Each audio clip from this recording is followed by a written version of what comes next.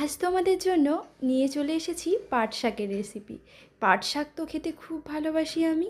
আর তোমরা কারা কারা পাট শাক খেতে ভালোবাসো বা পাট শাক খেয়েছো জানি না, তবে একদিন এই রেসিপিটা ট্রাই করে দেখো। সত্যি বলছি, তারপর থেকে যারা পাট শাক খাও না তারা পাট শাক খেতে চাইবে। আমি কিন্তু আজকে মুসুর ডাল দিয়ে পাট শাক করবো। অনেকে শুধু পাট শাকটাই রান্না করে, আমিও অনেক সময় শুধু পাট শাক দিয়েও খেয়েছি। তবে মুসুর ডালের পাট শাকটা আমার সবথেকে বেশি ভালো লাগে। সেই জন্য এখানে দেখো আমি কিছুটা পরিমাণে নিয়েছি মুসুর ডাল। আমি ভালো করে ধুয়ে এটা বয়েল করার জন্য দিয়ে দিলাম। আর এর মধ্যে দিয়ে দিলাম রসুনের কোয়া। আমি এখানে বেশ পরিমাণে রসুন নিয়েছি, আমি এখানে 2টো রসুন নিয়েছি।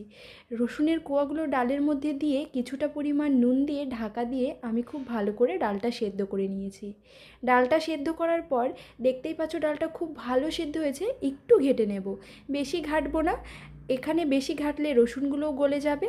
তাছাড়া পাট শাকের জন্য যদি ডালটা পুরোটা ঘেটে দিই তা খেতে ভালো লাগবে না, আর দেখতেও ভালো লাগবে না।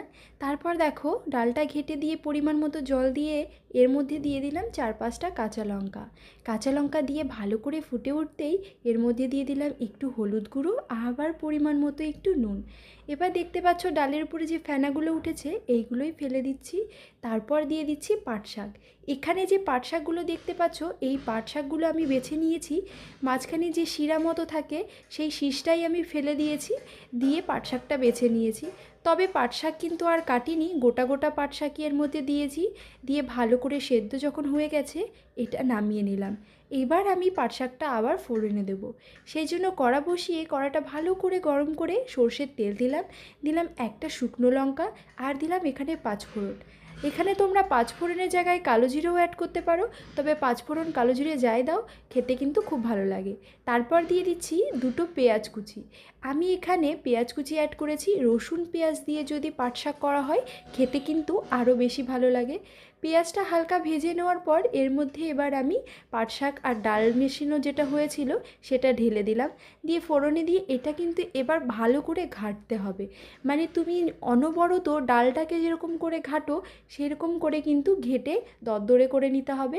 আর দেখে বুঝতেই পারছো কতটা দরদরে হয়ে গেছে। আর এটা খেতে কিন্তু অসম্ভব লাগে, বিশ্বাস করো। পাট শাকের সময় এরকমভাবে পাট শাক খাবো না, হতেই পারে না। এই রকম রেসিপি তোমরা কিন্তু বাড়িতে অবশ্যই একদিন ট্রাই করে দেখো। আর যারা পাট শাক খাও তারা নিশ্চয়ই জানো কতটা স্বাদ লাগে।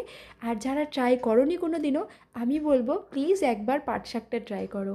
দেখো অবশেষে আমার পাট শাকটা রেডি। রসুনের কোয়াগুলো একদম সেদ্ধ হয়ে গেছে, আর দেখে বুঝতেই পারছো কতটা ভালো লাগছে।